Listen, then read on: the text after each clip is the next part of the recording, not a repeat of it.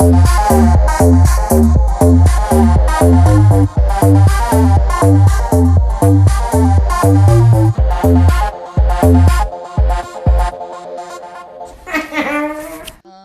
are now. Okay. We're on. Oh. We're on and we're live. We're not live. We're not live. I would no. Would it be terrible? It would be like 3-hour long episodes. They would be live. really long. It would be very long. Yeah, the secrets of editing. With Shay Taylor. It's true. Hi, Shay. Hi, Brie. I don't know why I do it like that every time. Because like an it's infant. really nice. It is. How's your weekend going? Well, I just finished my taxes, so that's pretty cool. 2 days to spare. Yeah. I finished them yesterday. Hell yeah, girl. Yeah. Tomorrow's the 15th. Yeah. Got a little return back, but hopefully always fun. that was legitimate. Mm-hmm. I just clicked enter and just hope I don't go to jail. That's all you can hope. I've been doing it that way for years, and still here I am. We're good. I still haven't been arrested, so good. It's a positive. Yeah, doing my business taxes, I kind of felt like that the whole time. I was like, I hope this is right. Okay, Yeah, here you that's go. Bye. Okay, bye. Yeah. Here's a bunch of money to file this, bitch. Exactly. But yeah, I got some money back too, and I was like, God damn. So good. It's It a is nice good. feeling. It is. Yeah, this is a little more of an intimate setting we got going on today. Yeah. You're sitting on the ground like Indian style of my bedroom. Yes. I didn't want to kick my leaning roommate out of our against kitchen. the 'cause she boudoir? was- yeah, exactly. Wait, is that what you call a boudoir? I think so. I don't know, dresser? friends. Oh, that, yeah. Armoire. Yeah, that's the one. Boudoir, isn't Armoire. that isn't that the French word for That's like room, a type bedroom? of... Is it? I don't know. I I don't know. There's like boudoir any shoots foreign language. for sexy photo shoots. Boudoir shoot? A boudoir photo shoot? Right, but a boudoir is a type of furniture. I wish we could do something like use something called Google. I know. I wish that there was like a whole interface that we could type in our questions that we would just get an answer in mere seconds. I know. That would be so nice if they invented something like that. But they don't, so we have to move on. All right. So, do you want me to tell you about my experience driving here today? I've been waiting for the story. So, well, first of all, which you already know about this, but literally within like 2 miles of your house, just exciting things started happening. Okay. Well, sometimes it does because there is a brewery right by. You're right. My So house. something must have been going on at New Belgium. Not to triangulate Like my location. I mean, by... for all the people that listen. Yes. Mm-hmm. They're going to find you. Who knows, Shay? Who knows after I tell you the last story I'm about to tell you. Well, hopefully anyway, it's about my new boyfriend. Oh, you know what? It might be. Anyway. He's been right down the street the entire time in the meth van. But go on. So I'm driving to your house. I look to my left. Okay. There's 2 human beings dressed as T-Rexes with shopping bags in their hands, stumbling towards, it's about a half a mile from New Belgium where I was at this point. Okay. And they were just walking in their T-Rex costumes, but then there were other people out and everyone else was dressed normal. So I was like, I wonder what those people are doing. But they were all walking in the same direction. Okay. Anyway, so that was weird. That is weird. And at first I thought they were like bear costumes. Then I got close and I was like, they're T-Rexes. Anyway. Okay. Then drive closer to the grocery store, and then I drive by and there's a van that looks like it has a bunch of trash in it. And there's like 2x4s sticking out the windows, and then a giant poster board sign that is spray painted, "I love meth." I don't. And that was fun. Well, that's pretty exciting. I thought it was your van, but no. it was a different color It than probably your was van my that you own. boyfriend's. Let's be honest. Mhm. I've shot my standards real high. Yeah, so that was fun. And then I got to the grocery store, and I'm just doing my shopping for our Bloody Mary mix and our celery and stuff. And I'm getting my hot sauce, and some guy walks up to me. He walks by me first, and he, smiles. And I'm like, okay, he's, whatever, harmless, hopefully. And then he comes back, and he's like, hi, I just saw you walking into the store, and I thought you looked really pretty. And then I saw you, What? and then I was like, you are really pretty. And I was like, thank you. He's like, it was because your eyes. And I was like, thanks. And then he was like, are you married? I was like, pretty much. I've been in a 10-year relationship, which it's really been 8, but he doesn't know that. You fucking liar. I'm such a liar. And he was like, oh, okay, well, I just wanted you to know that you're really pretty. And I was like, okay, I'm going to get hot sauce now. Bye. How old was this dude? He was probably like in his 30s. He was like, all right, a chubbier little, he seemed like he was a nice man, but also was like, this is kind of weird. And I'm kind of nervous. Man, because then he walked that way, and then I got my hot sauce. He walked by me again, and then I went to go check out, and then literally was behind me in the checkout line. I was like, have a good day. No, he wasn't like that close. Like, and then I literally sped walked to my car and like just sped off. I was like, oh my God, what if he's going to follow me? See, there's 2 sides of that coin. He could be your new boyfriend, though. Maybe I should have got his number for you. I know. So in my brain, I would have been like, oh my God, he's probably going to like, he complimented my eyes. He wants to take them and take them out. He's going to make another little doll, and it's whatever. Yeah, like that's what I was like, oh my God, he already knows what my license plate number is. He's going to follow me when I leave here, and he's going to follow me to Shay's house. And we're both going to die. And then my ghost will come back, and then... And the other side of the coin is like, he probably was just being a genuinely nice dude. I know, and you don't know. Because we're like, don't talk to whatever, because it didn't seem super creepy, but it's just like, I'm not...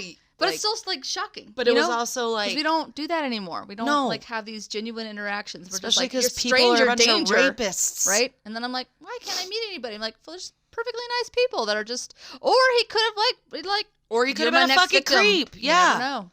You never... Or he got up this morning... And it's like, what are you supposed to think? Right? Maybe he got up this morning and he was like, I'm going to make a change today. Yeah. And then you shut him down and... I was nice. I'm just kidding. I wasn't like, get the fuck away. I was like, yeah. No means no, sir. Yeah. When he was behind me in line, I was like, have a good day. Speed walk. Anyway. That's a good story. And then I was driving back over here, and then two goose. My goodness, you had quite an adventure.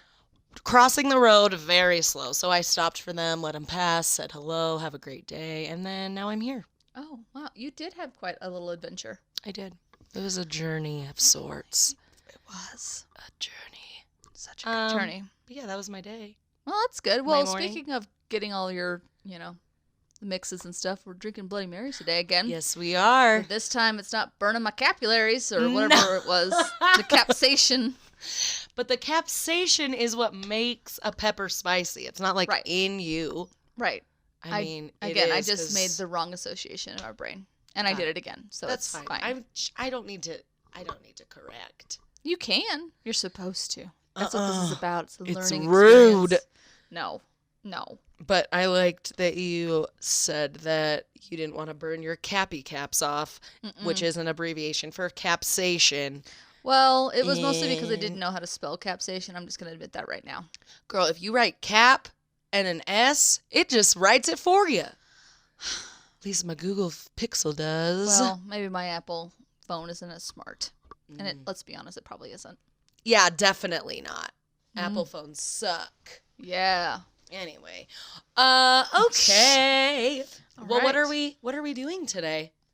We'll see. On our podcast. You're doing a little paranormal? Yeah? Yes. Do. Yeah, does this one involve Twilight ghosts Zone. or aliens? This one is about ghosts. Okay, sweet. Well, I almost I'm glad did we're some not alien doing it shit at your place. Yeah, no. I should have my dad come on and talk about some of his alien experiences. Did he get beamed up? No, but he saw some shit. Did he? Yeah. Like for real? Like for real. He believes it in his soul of souls? Oh, he knows that aliens are real. Oh, shit. He experienced some shit when he was a young boy. A young lad. In Nebraska. But we won't talk talk about that. They're always in Nebraska. Yeah, because there's nothing going on out there, so they're like...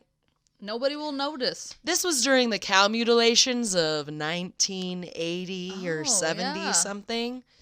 And so one of his neighbor's farms, cows were mutilated, and like they didn't let anyone go over there, and like then fucking Holy shit. Well, Marines came out and like no one was allowed to talk to the journalists and all this weird shit. That sounds like a story you need to save. Yeah, so I'll just keep that in my back pocket. Your back pocket. Perfect. All right. But yeah, today I'm talking about ghosties woasties. Okay. Well, since little ghosts. you always go first, dive right into it. Am I gonna go first? Yeah, you always go first. What are you talking about today?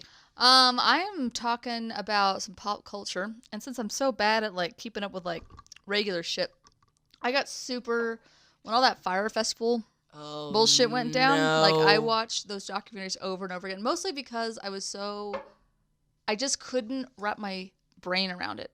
Number one, how he got away with doing what he did, and number two, I mean, how these kids just, I totally get that they were sold on whatever, but to me, and maybe again, I was not in their shoes, obviously, but how did you ignore so many signs? Like big red flags, to the point that there was an actual website that was devoted to like unmasking all of this bullshit. And they were still like, it's probably fine. There's no way that Kendall Jenner would be a part of this. Exactly. If it wasn't real. That's pretty much what it was. It really, each documentary, I feel like you got to watch both of them to really grasp onto the whole thing. Yeah, I got to watch the second one. Because they both kind of tell different stories. But anyway, we'll go more into that. Okay. So why don't you dive in first? Okay. Just a swan dive into the pool. Like a jackknife, pretty much. So we're gonna take it over to Greeley today. We're gonna take us. Yeah, that's close. That's why I did this. So originally, which by the way, that place always just gives me the creeps. Yeah, it's not because of all the gunfire or anything. No offense, Greeley. No offense, listeners, which is probably a lot of you. Yeah, all them cowboys out there that want to listen to two bitches talk about some shit.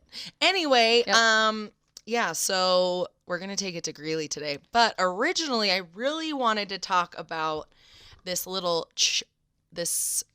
child's cemetery in Fort Collins. What? In Bellevue, actually, which is really close to the foothills. Oh, that gives me the chills. If you guys don't know, Fort Collins is about an hour north of Denver. Depending on how fast you drive. Yeah, maybe about 40 minutes. Yeah. Yeah. And so there's this children's cemetery that's like fucking old, is like super old. In Fort Collins. In Bellevue, which is next to Fort Collins. It's by the foothills. Okay. It's called Bingham Hill. And it was just right. it basically became overgrown over the years. And I was trying to find stories about it. And I've heard stories like growing up here about it. Right. But I didn't find anything online that was like, was like, okay, this is captivating. Some weird guy. Yeah. Nothing captivating that was like super solid evidence. Some drunk guy. He's like, yeah, I totally saw these children. Yeah, exactly. Yeah. It's not a reliable source. But apparently, one of the things I've heard is that if you go there at night and you park your car, why would you ever do that? And when you come back, there's little baby handprints on your car Nope. hood, and then also apparently you can hear little kids screaming. Nope. Sometimes I'm sure that's not true, but it might. It probably is. And it's in a Bellevue's fucking. It's like an old little town, and we should go to the cemetery. We can during the daytime. I'm not going there at night. Me and Chris were driving around the other day. We actually drove down Bingham Hill Road, and that's the road. Sounds like a video game, but I think I'm thinking of Silent Hill, but still sounds like it's a horrible. Gonna kill some zombies in Bingham Hill. Yeah. So I'm not talking about that today, unfortunately. Fine. But Bingham Hill, guys, if you want to go check it out, let us know if you find any weird paranormal activity. You might get abducted by an alien out there. You never know. You never know. All right, so let's take it on over to Greeley. Okay. So Greeley is about, what do you want to say, 25 miles southeast of Fort Collins? Yeah, it's a good 30 minutes. Yeah. Yeah. And it's very well known for all the stackyards. All the stackyards. All the beef plants and the... I grew up right next to these stackyards. We did! Oh, wait. No, none of us grew up next to the Greeley stackyards. Thank God. No. I mean, what? Anyway. So apparently, while I was searching Bingham Hill stuff, Right. I found out that the Greeley Courthouse is very haunted. I've been in there once. You have? I didn't like Were it. you charged with murder? Sure was, but I got out of that shit and I'm on the run Good, still. I'm on the free. I'm home free. You are. Home on the range. Yeah, so the Exactly. courthouse, it's very haunted. The building is 92 years old, and Okay. that building has seen some of the worst criminals in history, All according right. to the Greeley Tribune. So in almost the exact location of the courthouse in 1889, a murder suspect was lynched by a tree there by a group of vigilantes. Okay. And it was the only it said this was the only lynching that ever happened in Greeley, which hopefully that's fucking true. I hope so, but I doubt it. I don't think that could be true. Yeah. Which is fucked up. I know. So, so the guy that got hung, Wilbur Dwight French, moved from Missouri to Colorado in 1871 with his wife. He owned a ranch and had a house in Evans, which is a little north of Greeley. Okay. French started a business partnership with a man named Harry Woodbury. French and Woodbury's relationship deteriorated when French sold his ranch, and French was supposed to give Woodbury 850 pounds of flour following a settlement. So Woodbury was supposed to pay him 850 pounds for the settlement, but he only received 250 pounds. He was fucking cheated out. Did you say floor? Yeah, Like an actual of like flooring. a floor. Yeah. Okay. That's that's how they like measured it. System. I need 850 pounds of flour. Thank you. Charge it. Put it on my PayPal. Yep, exactly. I'll Venmo you. I kind of do miss Could've the just barter Venmo'd system. him the rest. Right? So fucking French only gave him 250 pounds of flooring. So he's like, I need a lot more than this, you asshole. You fucking dick. So that was really hard for him to deal with. So Woodbury filed a civil suit against the former partner. So then French was mad at that he filed suit for not fucking paying him. Of course. And so some of his ranch hands and his son broke into Woodbury's house and shot him and killed him. And then when the folks around Greeley heard about this, and that there wasn't going to be enough evidence to convict French of his crime, some people from around the town broke into the jail and lynched him. And then they built a courthouse where that is, apparently. Lovely. That's the story behind there. Okay. So who knows? Maybe the first ghost is fucking Woodbury trying to find French to seek revenge. Probably. Anyway, I don't know. So that's just the beginning of the story. Jesus. It's a little And rough. there's a lot more instances of ghosts. So we're going to first start with the clocks in the courthouse. So on the main floor of the old courthouse, a large grandfather type clock has been set to coordinate all the clocks in the building. Okay. And it was placed there when the courthouse was first built. And it's stopped working now. It's fucking old. Or And haunted. repairs have gone slowly because there's rare parts that are needed for the clock. Basically, it doesn't work anymore. Right. Or it shouldn't be working. Right. But it's not the clock itself that caused uneasy feelings. There was a janitor working late one night on one of the upper floors. He looked up and saw a face in the clock. It had a gaping mouth. Slackjaw! Jesus. It had a gaping mouth and jagged teeth. The janitor ran from the building and never came back to work. Okay. Others have seen a man stepping out of the grandfather clock on the main floor. His name was Charles, and he had a striking resemblance to a man whose photo was taken in an earlier courthouse in the same exact location. But no one really knows who that man is. So that's a little fun. Jesus. Now let's talk about the attic Of the courthouse? of the courthouse. There's Yep. an attic in the courthouse. Yeah.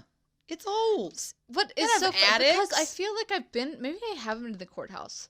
Maybe I've just been to I could have sworn it because I had to pay It's a the one with ticket the there. big pillars in front of it. And Maybe I haven't. I think maybe I just went to their other building or whatever. But I was trying to figure out because in my head or the building I think there's a couple. that I went into, I was just like, the office building has an attic, which to me I'm just still it looks like something. Okay, did you ever watch Charmed?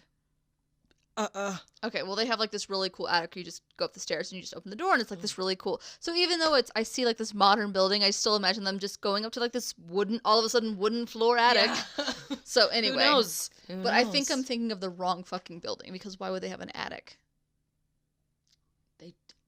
Because it's an old building. No, but that's what I mean. I think I'm thinking of the wrong building. Oh, yeah. Listen. Okay, sorry. It's fine. I'm sorry. Anyway. Okay, so the attic. Yeah. So they've definitely had psychics and stuff come through and test things out and see what's going on.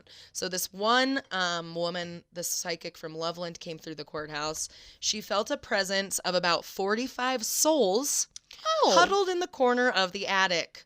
Huddled in the corner, not just hanging out. Nope, like, they were whatever. huddled in the corner. Okay. 45. And she said they were hiding because of the war. And the psychic never explained what she meant by that, but of course that's okay. she didn't. Also in the attic, Psychic was drunk. The psychic said also in the attic, 2 employees reported seeing a young man dressed in black wandering the dusty rooms. And there's also been a story of someone hiding a man's body in the attic years ago, but they haven't ever been able to confirm that. Fucking courthouse was this? I mean, yeah, like it's fucking how, Greeley. How people can get away with is whatever it? Like, you know they what? want. I'm gonna hide this. I'm gonna hide this in the courthouse. Yeah, because they never expect that. Jesus. Right? I wouldn't. Yeah. All right, now let's talk about the Hat Woman. On the 4th floor of the building, in the northeast corner, where the jury room is located, the psychic said that she could see a young woman who was talking about going to the hat shop during her lunch break. Okay. She wore turn-of-the-century clothing, and employees have said that they can smell her rosewater perfume some days. Ugh. Isn't that crazy? It's crazy, but I hate rosewater. I love it. I almost bought some the other day. It makes me feel so calm. Does it? Just like you spray it and it's like... I think I just don't like the smell of roses. Oh, I love roses. Well, I guess I'm not a real never lady. Get you rose. Never. That's why my never rose buy is you wilted. roses. Good. So yeah. That's crazy when you can smell shit. I've had family members... That would freak me out. I have family members that can smell certain things, and it's supposed to be like my papa, who died when I was 6 months old, but like... different family members like will have this feeling come over them. Absolutely. And they smell cigar smoke. Okay. When there's like no, and he always used to smoke cigars. That's cool. He loved them. That's not cool, but you know what I mean. It's fucking. I think it's cool. It's never happened to me. Really, it's happened to me not a couple with my times. papa. With my aunt, I think it has. It's happened to me with my grandma. She died when I was like 8, but sometimes it's a weird thing. But like I can. What happens? It's not cigars, but I can smell like, to me, like straight cigarette smoke I don't like, but there's a certain way that she smelled. She never smelled like cigarettes, Was it like but I know that or something? it's like it's something, it's like, I don't even know how to describe it, but I know that it's her smell. So sometimes I can, when I'm like with my family or whatever, and we're up in Dallas where she that's where she was. So if I go into her in the house, which the house has been remodeled and everything else, but I can still smell her in some spots, which is very bizarre. But I love it. Yeah. I think that's so crazy, and I completely believe in that because I believe in ghosts. What is that? What else would that be? Everyone's like, it's just something in your brain that's triggered. I'm like, no, it's not. No, it doesn't make any sense. Yeah. So that's the Hat Woman. The Rosewater Hat Lady. Damn, I didn't know Greeley was this haunted. Yeah, dude. There's more. Okay. So in November. In November? Do you remember? In 2009 in November. Exactly. There we go. A court reporter was working late. She got up to go to the restroom and saw a figure pass in front of her right to the left and disappeared into the wall on the opposite side. Well, guess who that would be my last day at that job. You're like, all right, see you later. Bye. I'm going to go work at the 7-Eleven. I don't even care. Yeah, Nope, absolutely not. Now let's talk about a specific ghost whose name is Margaret. Oh. So she sounds like a world-class lady. I think it was the same psychic that reported this Loveland psychic. Okay. It might have been a different one. She reported that an older woman... Oh, yeah. She reported that an older woman dressed in clothing from the late 1800s and early 1900s named Margaret seemed to hover near the elevator on the 3rd floor, which, by the way, after researching this courthouse, the 3rd floor has a lot of activity, apparently. Okay. So Margaret is an elderly woman who has been seen riding the elevator in the courthouse and sometimes walking the hallways on the upper floors. She's not angry or malevolent. She's just happily riding the elevator. Just riding the elevator. Isn't that adorable and hilarious? It is pretty adorable. And you know what? And weird. I bet you, not that there's probably a lot of kids in the courthouse, but if there is, I bet you they probably see that shit all the time. Yeah. Because kids are just in tune with that crap. Yeah, they are. And so, but can you imagine if like your little Timothy was like, oh, yeah, just talking to Margaret. That lady's just dancing into the elevator, but the door's not even opening, Mom. It's so weird. What? Sally? His name changed to Sally. Apparently, in the story. yeah. So anyways, like I said, the 3rd floor seems to have the most paranormal activity. There were major unexplained equipment malfunctions in the jury's rooms on the 3rd floor, according to the society's website. Multiple regularly used cameras wouldn't work. One camera, not connected to anything, appeared to overheat. A switch on one of the camcorders was physically shut off, but it was overheating somehow.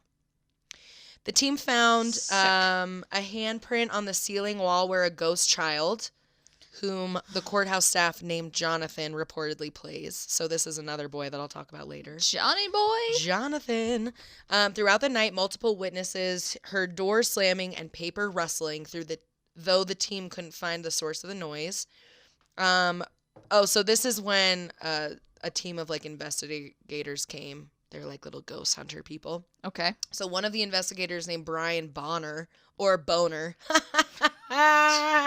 We'll say his last name's Boner. Yes. Remembered the sound of old phones ringing on the 1st floor, which the team caught on a recording. They just switched to a new system, so the phones should have sounded like annoying digital tone sounds, he said. And I looked through the phone list to see if I could find if there had been a fax machine or something that hadn't been updated. And he never found an old phone listed. He never found any old phones.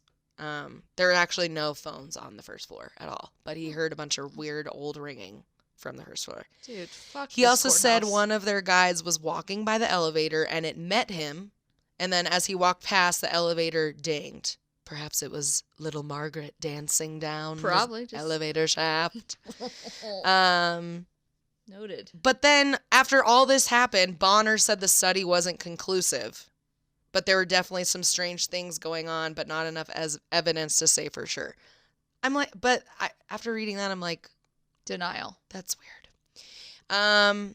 Supposedly a Spanish priest has been seen in the hallways and courtrooms. The psychic said he came to this area to preach to the Native Americans. They do need saving. Yeah. Stupid except asshole. That we're motherfuckers. Yeah. A young woman has been seen late at night by the custodians, and she sits and moans outside a courtroom. Moans? Yeah.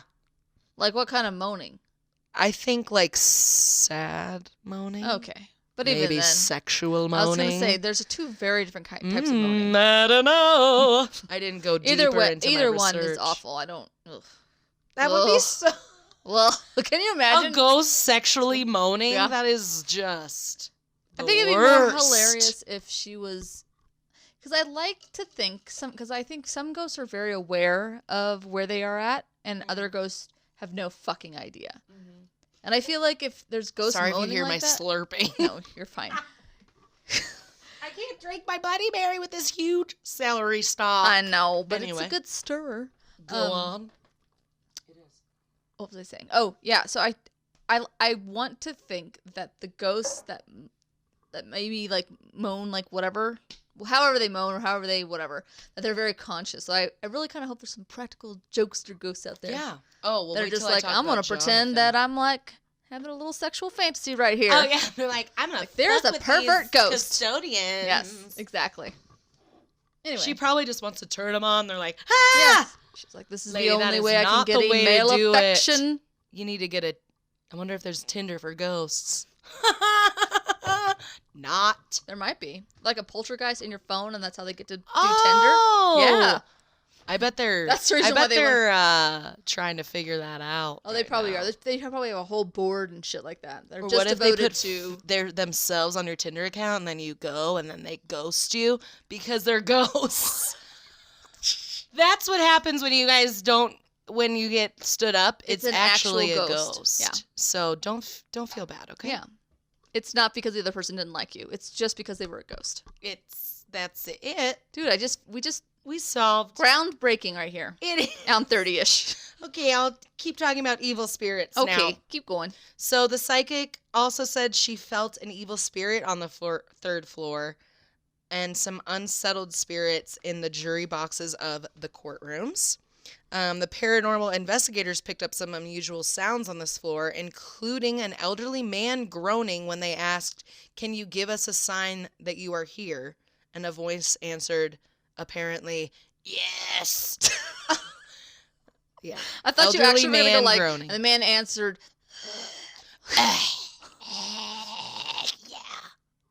It says yeah. sounds like a White Walker. But it says But tonight, holy shit, I What? forgot for a split second.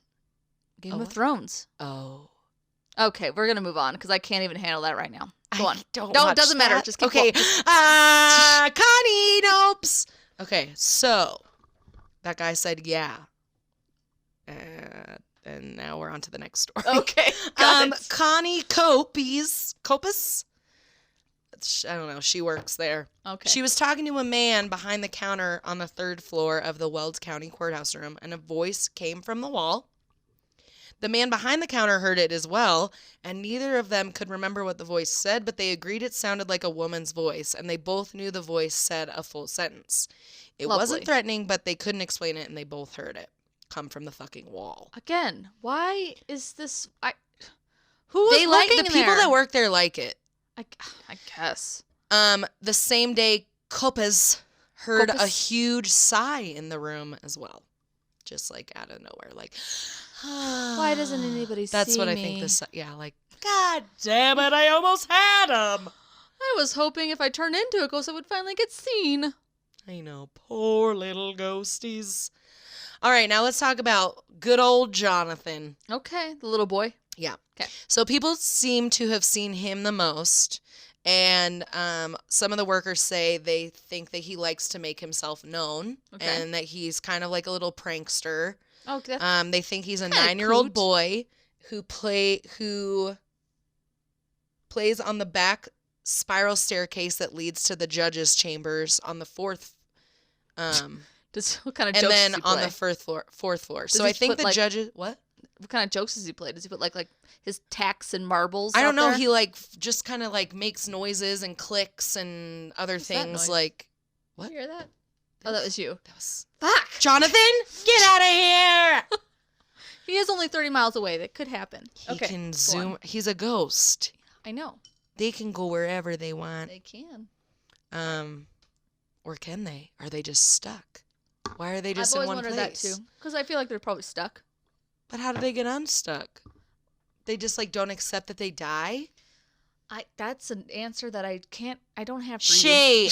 tell me the truth. Well, because I mean, I feel like that's why places are haunted. I'm sure that they're just stuck. They're just like confused. Probably a lot. I think that's a lot of it. Not that I know. It's not like I've sat there like Oprah and like, okay, so what's moved you, Mr. P. Jonathan of Rigby Way? Like, I don't know why you can't leave Rigby Way. I don't know. P. Sherman, 42 Wallaby Way, Sydney. That's the one I was thinking. I think that's what I was trying to do. My brain was having a stroke as I was. I liked your version Yes. a lot better. Well, great. You didn't copy Dory, so I didn't. It was very original. Kind of. So little Johnny boy is a little 9-year-old boy, and he's a boy. So that's Thank you. good. To He clarify, loves he to was play. a male. And he also loves toys. Okay. Apparently, Do they leave some toys of the out people for would him? leave toys out for him. So It's kind of cute. this one person that works there, their last name's Whitman. They said, we had a jury commissioner who put toys out for him. And when they put toys out for him, he was kind of quiet then. But then when a new jury commissioner removed the toys, Jonathan came back, and there was more weird shit happening. See, around that the to me, courtroom. like, are ghosts actually not going through the motions? Are they actually can interact? Because if something changes in their environments, wouldn't that make them conscious? Yeah. So what? So fucking weird. Anyway, go on. Yeah. And one courtroom visitor once reported that there's a boy hiding behind the judge's bench in Division 3, and they think that might have been Jonathan. Because it definitely wasn't a real boy. We could tell by his hollow eyes he wasn't real. And then one specific instant Connie Copus had with little Johnny was that there was this really old typewriter in her office. I guess she works on the 3rd floor. And she heard it going. She heard it clicking, that she kept hearing click, and she's like, what the fuck, Jonathan? What the fuck are these employees? She went over to the typewriter, and it was this one that hadn't been used in like a year, like more, like months, right? Years, and it had been turned on randomly, and she said that he just always liked to make himself known, and he would also like whisper in people's ears. Yeah, she's heard about people saying that, and yeah. And also, that's about all the ghost stories I have for the courthouse. It's a lot. But they did say on this article I was reading, if you get like a group of 10 to 12 people together and you call the courthouse, they'll like give you a little ghost tour. Oh, that's kind of cool. Yeah. We should do that one time. It's not like a thing like that they advertise, but if you do that. I wouldn't advertise that either. Yeah, you can do that. And they'll tell you some stories. That's pretty cool. And then I was watching this like little interview with some of the people that work there about it, and it's like they like. Mm-hmm. It seems like they're nice ghosts. They're not like evil. They're not like. They're not like what's the word? Malevolent. Thank you. Malevolent. I was thinking about Maleficent, and it wasn't right. But Malevolent, anyway. Maleficent. Yeah. But yeah, it seems like they all get along in the courthouse in Greeley. Have them their like Christmas Casper parties. And maybe Jonathan's Casper. Oh, poor missing his parents. Devin Sawa. Did you ever watch that movie? Casper with Christina Ricci. Yeah, I like fucking the saddest love that fucking movie. I wanted Casper to be my boyfriend. Sick. For my dad sure. got sad. Yeah. Like, Jesus fucking Christ. Movies in the 1990s are so, like, kid movies. Yeah. Pull at your little fucking heartstrings. They do. Nowadays, they're just, like, fucking dumb. Yeah. They are. And they're like, I'm a motherfucking asshole child. It's true. But I learned my lesson in the end, and now I do my chores. The end. And it's dumb. I have a dog. Okay. I don't know. We could be movie writers. We could be heroes. Just you and me. It's good. All right, I'm done. Are you done now? That's it. It was That's good. all I got. I liked it. Thanks. Me got too. Some good I read it off my computer that I just bought because I'm 30 now and I bought my own computer. That's fucking badass. Because it was a Word document. I wasn't just reading something. That's another fancy word. An article. Word document. That's Word awesome. document. Woo. Yeah. Also, when I bought my computer, I went in and I was like, so I haven't bought a computer in about 12 years. And they're like, oh. And then I... bring over this person. Yeah, she's exactly. a sucker. Yeah. And you haven't. Well, like, do you know about this phalange that you need for your computer? Yeah. And then the guy, it was this old guy that was helping me. And he was like, that so always what kind are of makes you you looking sad. for? I was like, the last time I was looking for a computer, all I cared about was a CD burner. I was like, do they come with those anymore? And he was like, I mean, you could get a disc writer to attach. I was joking, sir. He was like, well, I'm 95 years old and I have to do this like because my Social 75. Security ran out. Yeah. Yeah. Yeah, he was an old man. I was like, do you know about computers? I hate, like, well, I own 70 years old. Right? Or Because I don't own a computer. I just own the skin. fancy one. I own a typewriter.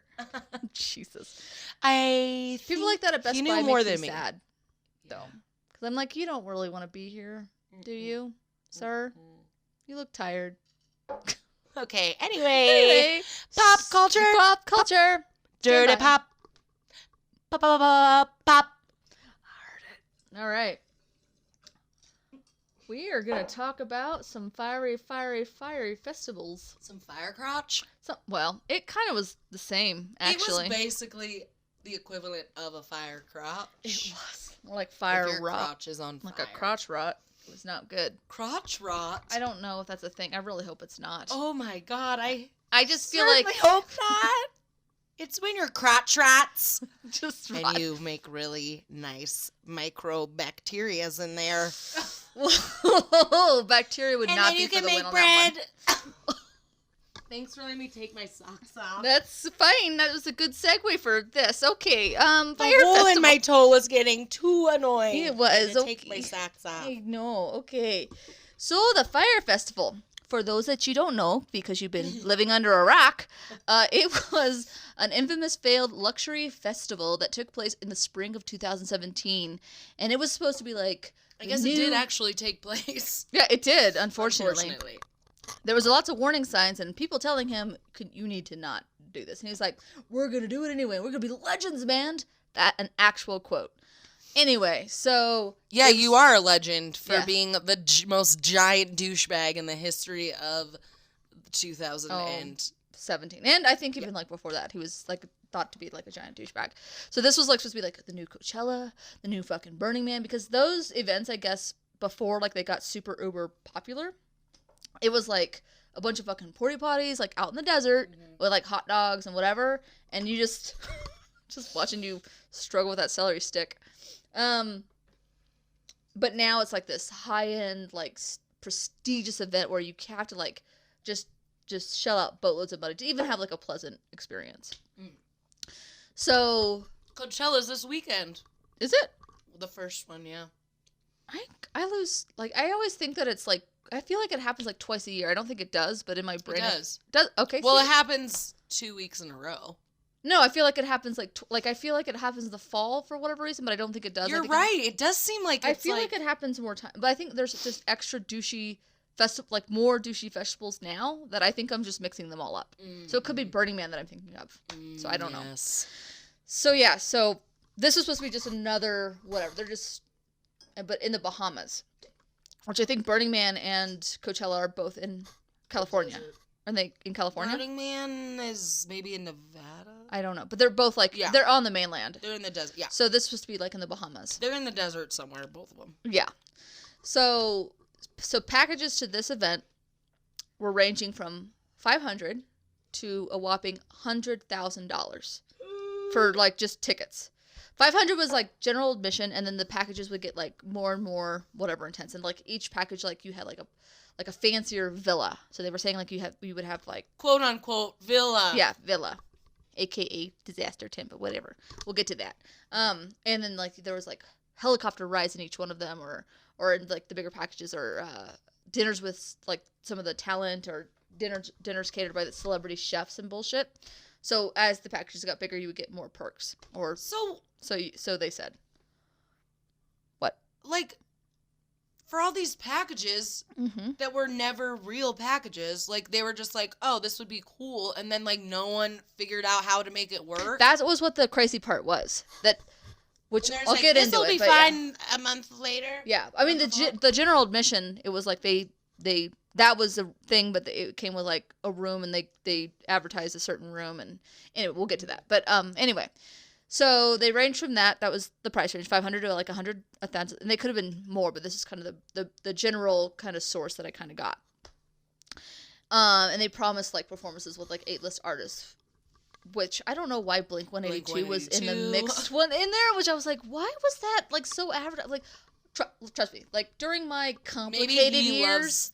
Blink-182. Yeah, so like maybe during my like complicated, like I was so deep, which I was never, years. Like Blink-182, like I fucking love that shit. I would never consider them like an A-list act though. I would go if they were at like New West Fest. Fuck yeah, that would be a fucking blast. But I would not. You guys should come to New West Fest. I wouldn't pay $500 to go like be like, oh, they got Blink-182. They're like, I don't care. Like I would not pay $500 to go. You know what I mean? No, that's so weird. And that in itself, no offense, Blink-182 is sketchy as fuck. Which is there's a great because it's like there was somebody that I don't know who the comedian or whoever. It was on one of the late night talk shows or whatever, and they said, yeah, if you have like hundreds of thousands of dollars or even like thousands of dollars to go see Blink-182, then that's on you. I mean, that's a stupid thing. Like, you're an idiot. So That's a red flag right there. Yeah. Blink-182. Yeah, love you, Blink-182, Blink-182, but like to me, and it had like Migos and Disclosure and a lot of other bands that I don't really know of. So again, like I'm a little bit old, so I don't know a lot of the pop. You don't know Migos? I do know Migos, yes, but I don't. Yeah, that's not Migos. It's fine. We tried to do that one time anyway. So anyway, guests were expected to party on white sanded beaches, get flown in on private jets, mingle with celebrities and supermodels, and also it was promoted that there would be a $1 million treasure hunt. They promoted that. So they did? Yeah. I never. Oh. They promote anyway. So, and the luxury accommodations. That sounds fishy as fuck. Yeah. Yeah. How would that even work? I mean, people would be killing each other. It sounds like what they advertised was just like a fucking trust fund baby millennial fucking Disneyland. Like this is something that they believe in their own like little wanderlusty whatever world that this is like, oh yeah, this is exactly what it's just an Instagram paradise. You know what I mean? Like so that's what I think that's what these guys were advertising, which is just like I don't even, to me that in itself is just so red flaggy to me that I just don't even understand it. But again, maybe I'm not in that influencer world, and maybe that shit's normal, that they're like, oh no, that shit, yeah, you go to fucking I feel Coachella, like it is like it is, and to me if that's a normal, that's so fucking weird. It's a weird branch of fame. That is like Hunger Games, like the Capitol bullshit. You know what I mean? Like where you would see like all these colorful characters in the Capitol. Yeah. Or in the movies, and then we'd read about it. But like that's what it sounds like. It just sounds like this far-fetched. It sounds like something out of a fucking movie. Like I would never think that it's real, but maybe it is, and I'm just so ignorant and maybe just too down to earth to think about shit like that or be part of it. It just sounds like it's just Anyway. Well, it's all their whole lives are for show. It is, but that is just insane to me. A $1 million treasure hunt. Yeah, I just don't even understand. Ugh. Anyway. I mean, I'd like to go on that by myself. Right? Be like, I'll just go to just do that for me. Yeah. So, and then all these on top of all that stuff, it was promoted that it was going to be held on like a private island that was once owned by Pablo Escobar. Which was true, right? But they weren't allowed to. They weren't supposed to disclose that. So here's the thing. So, also it was just really quick, so I can get through this sentence. But like, there was also going to be exquisite cuisine catered by like celebrity chefs and all, like just like stupid shit. Like the guys he wanted sushi, and he wanted like all these on an island, like just all of this like 5-star Michelin, like whatever, like all of it, just this ridiculous just for thousands of people. Thousands of like 5,000 people. Over the course, I think, of both weekends. Anyway, and there's supposed to be like things like swimming with pigs. So, so we'll get back to that whole Pablo Escobar thing. So, some backstory on Billy. So that was just like a kind of in a nutshell what it was. So the backstory on Billy. So he was what it was supposed to be. What it was promised, what it was advertised. So this guy, he was always an entrepreneur. Like even when he was like super little, I guess he like did like some crown business or whatever. Like he was in elementary school and he like rigged all the kids like yeah. So you saw that. Oh, crayon. Whatever. I don't even care. I was like crown business. Fuck you. I just had to. I had to. God damn you. I'll never. Caddy, back me up. Caddy. We're gonna be best friends one day. Anyway. Nah. You're right. Anyway, so he did like this little business, and so that's when he started, like when he was like really little. And I guess he claimed that he also did like some other. It wasn't really clear. He talked about that a lot in the Hulu documentary, but I can't remember what exactly he was, what the business was. But he was saying like he had like in middle school when his friends were playing kickball, he had like this little side business that had like 4 or 5 employees or some bullshit. Which makes me feel like he's a giant skis ball from when he was like... Oh my God, he was. I'm absolutely... Like, people are like, he's a business genius. It's like, he was a fucking con artist. He was. As a 9-year-old. It's kind of like a lot like... Have you watched... I'm getting really tangenty on this one, so sorry, guys. Did you watch... Which you need to watch this. It's on HBO. I'll watch it on my computer. Yeah, you should. It's called The Inventor. It's about Elizabeth Holmes. And she is a lot like Billy McFarland, except she was not as tactless as Billy McFarland, but it's just as fucked up, where she was a con artist. And she just thought, she's going to be the next fucking Steve Jobs or Mark Zuckerberg. And this guy, I think Billy actually kind of thought the same thing, where maybe not to the prestige of Steve Jobs, but I think he thought he was going to be like the next Facebook giant person. Absolutely. So Facebook giant person. The giantest person on Facebook. So in 2014, he founded Magnesis, which in the documentary he actually admitted that he's like, oh yeah, no, I actually misspelled it on accident.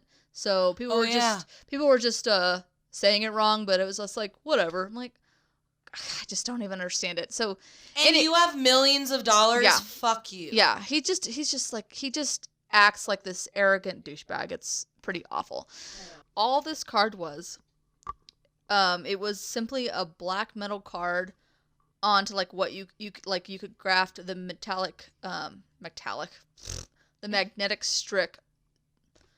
You can graft the magnetic strip. Wow, say that 3 times, dumb. Of your current credit card. So essentially, the card holders were able to take their normal plastic credit card and just turn it into like a status symbol, like the black Amex. Oh yeah. Have you ever seen that? It's like this, and it's like a stainless steel. So you look like you're a fucking badass when you pay for your $45 kombucha fucking smoothies at. Who the fuck cares? So, I don't know. Anyway, sorry. That is the best example. It is. But that's all it was. It wasn't like they got like access to a credit line or anything like that. So that's all the black card is? It's just like a heavier material and there's a higher No. The black card limit? Is actually legit. You get like access to a credit line. You have to have like, I think it says on here, like you have to have in your bank. You have to have it's a spending requirement for the black Amex card of $250,000 a year to be able to have that card. This card is just like essentially a really, really, really, really, really fancy debit card. Oh. So you don't have any access to credit. Anyway, and there's a $250 annual fee. So you have to pay a $250 fee to use the money that is yours, which is bizarre. Anyway. And people are like, this is a great idea. Yeah. My card looks really cool. Because again, he's advertising to fucking, people that either want some status or maybe they're just being not like assholes and they're just being like genuine people. I don't know, because I don't want to disparage anybody, but like if they just wanted to just get a leg up into like some social circles or whatever to get kind of paid attention to. So that's what it's playing to. But it sounds like really the application process for this was it was like a fucking popularity contest and like seeing who looked the part, and that's essentially what it was. Like you had to send in pictures of yourself, and then if you got like picked to like if you looked the part or whatever, then you were able to join. So it wasn't like anybody could be in. He's a piece of shit. Materialistic, it gets better. Greedy. He's narcissist. He's the worst. So anyway, Magnesis also advertised an access to a number of exclusive events and experiences, including parties, vacation packages, and like a bunch of more other shit. Oh, so vacation packages and tickets purchased through Magnesis, like months in advance, would then be canceled without reason, often like with like a few days' notice. And then some users were even double charged the $250 annual fee, and saying it was an accident, and then like the refunds would take like weeks, sometimes months to get back. So it was a scam. So it was like he was telling them that he had access to these tickets and they had like this exclusive access to tickets, but he really didn't. He would just buy them like at this ridiculous price, and then he would have to get money from other whatever, like robbing Peter to pay Paul. That's all it was. So it was a giant scam. So them being part of this was not anything special.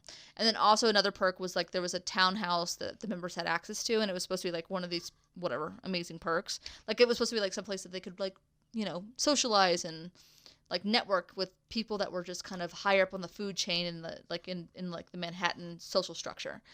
And but members like kind of claimed it was more like if you could join a frat house outside of college. Like it was just a bunch of fucking idiots and stupid assholes. I can imagine who went to that townhouse. Yeah, like if you watch the Hulu one, like it kind of shows these pictures of like who like the pretty much what was advertised. Just a bunch of people trying to be fucking cool and famous. It just looked like a bunch of douchebags. That's all it was.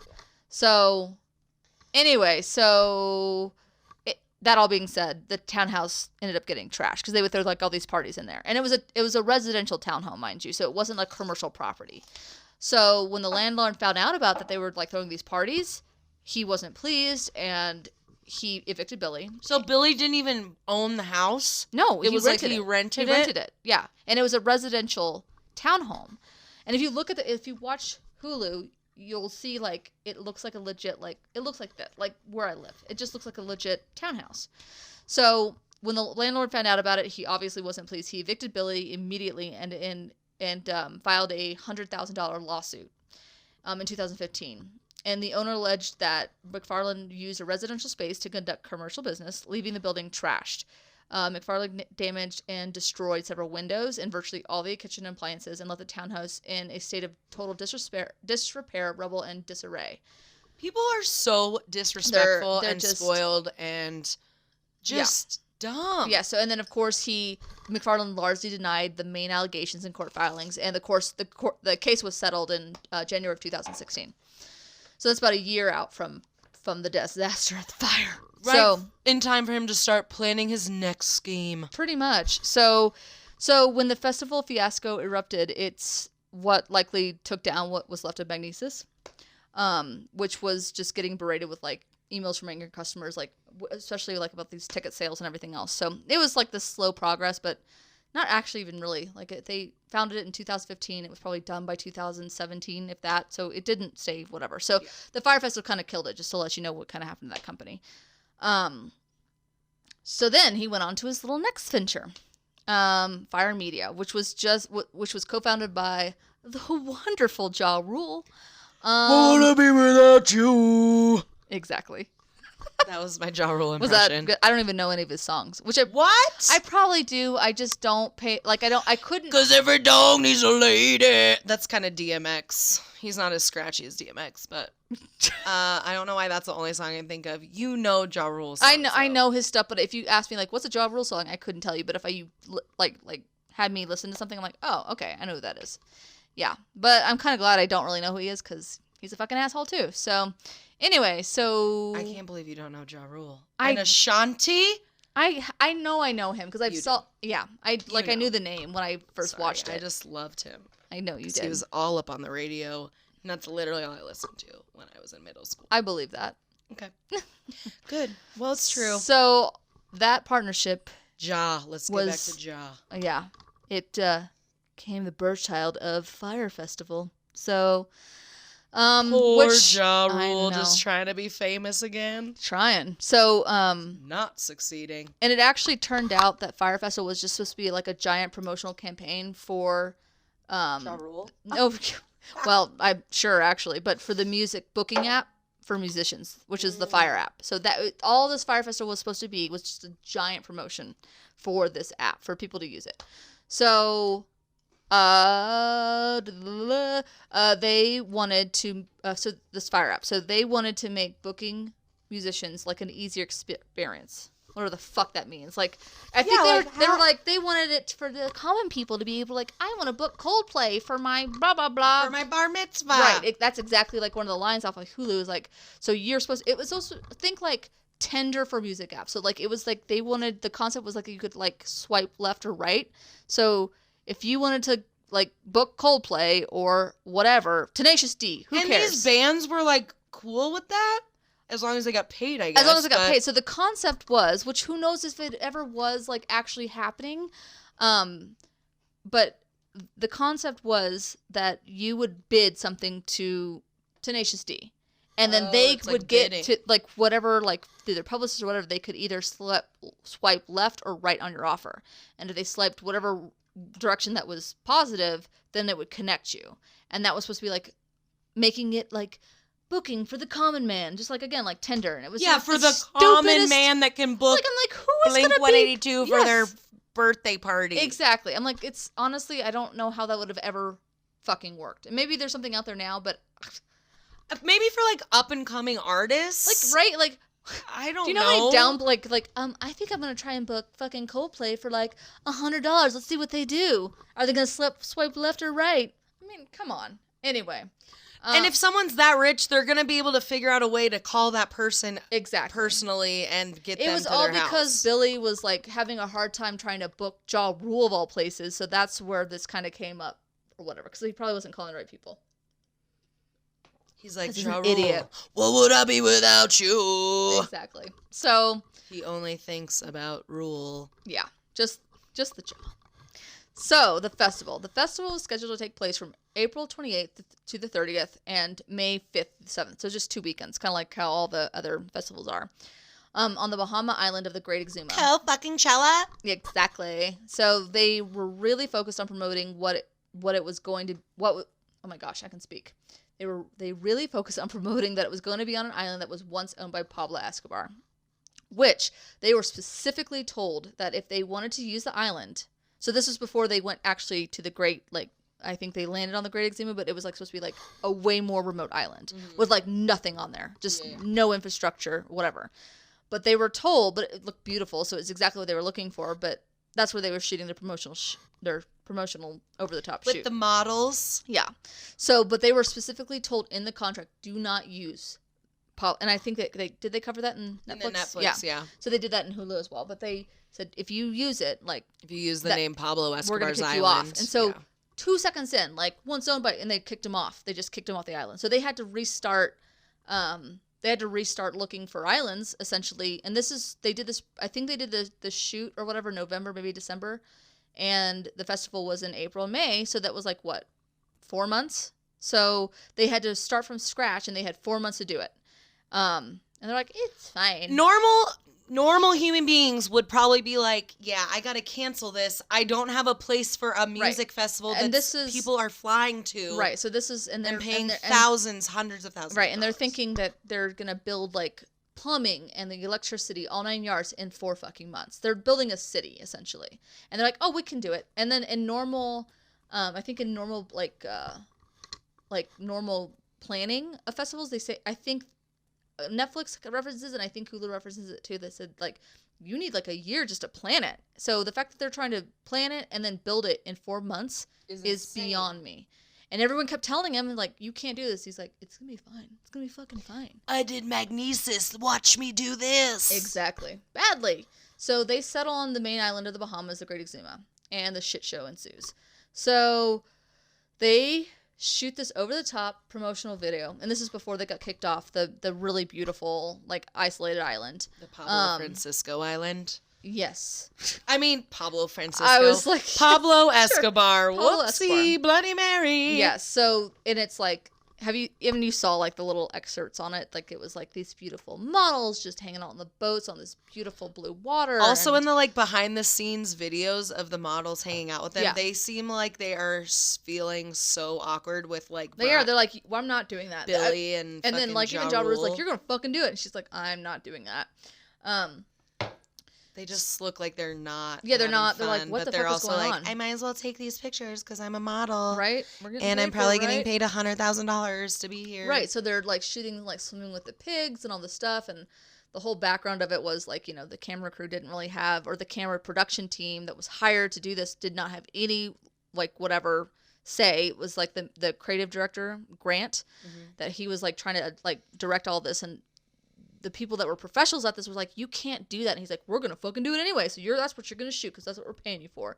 So they were like going and like hanging out with like the pigs and all this shit. And so that was like heavily advertised. It was advertised like it was going to be like this one, like all inclusive, amazing experience and everything else. And advertised like you're going to fly them with these private jets. And it's like, they're like those 2 like little prop planes. And so it was just this over the top experience.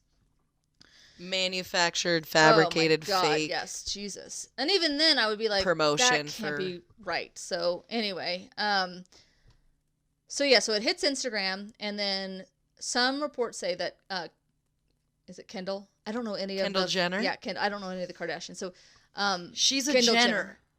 Isn't it a Kardashian? Yeah, she is. Don't do that to me. So Kendall Jenner was paid $250K to post one time. That's one time. that's what is rumored.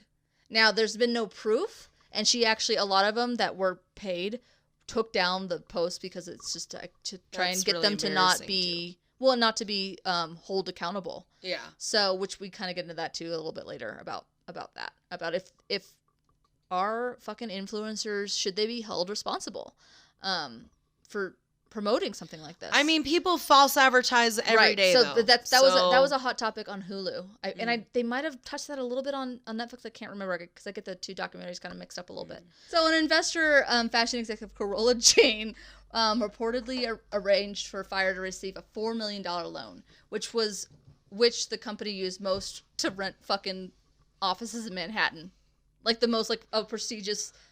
I think it was the Tribeca. Yeah, the Tribeca neighborhood of Manhattan. That's what they're fucking insane. This whole thing was fucking bananas.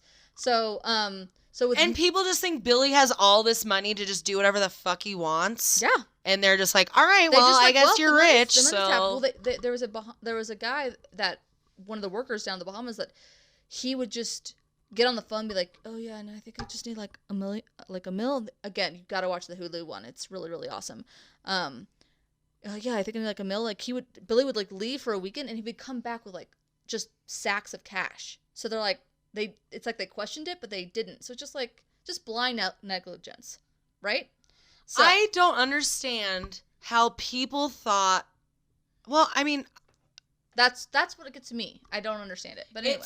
It sickens me that people like can back someone like this. Right. With millions of dollars and are like, oh yeah, you just like make a bunch of cons, but you're a business genius because you can just do whatever. That's what makes me so sick in my stomach about it, because it's just a bunch of fucking greedy ass liars. Yep.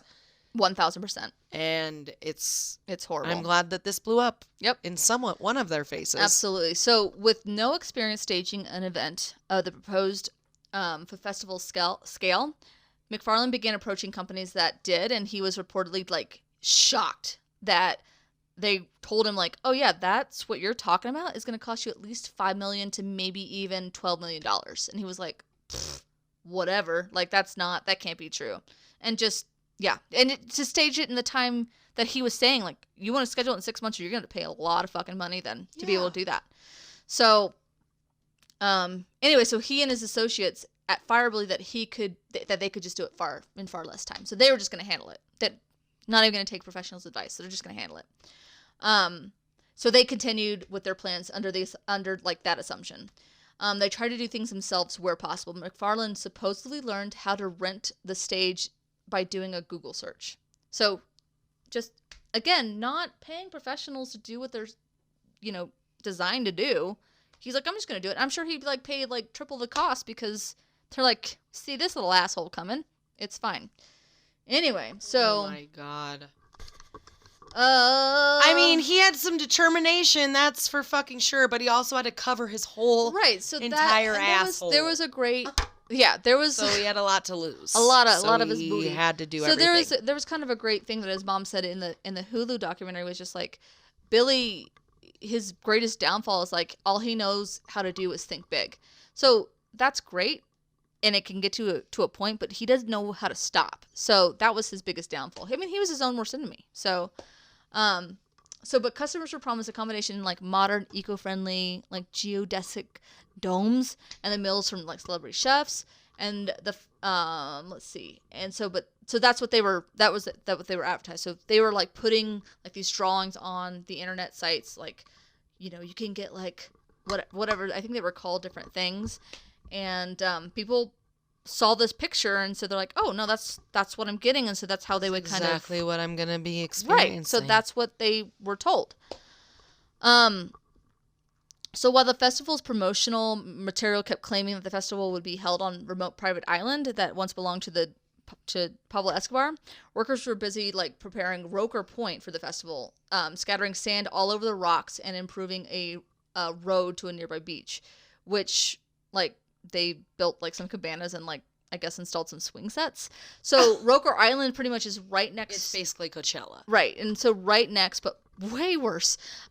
It's right next to like a Sandals Beach, and actually it was called Fyre Festival Fraud Twitter handle or whatever, and they were the ones that were exposing everything.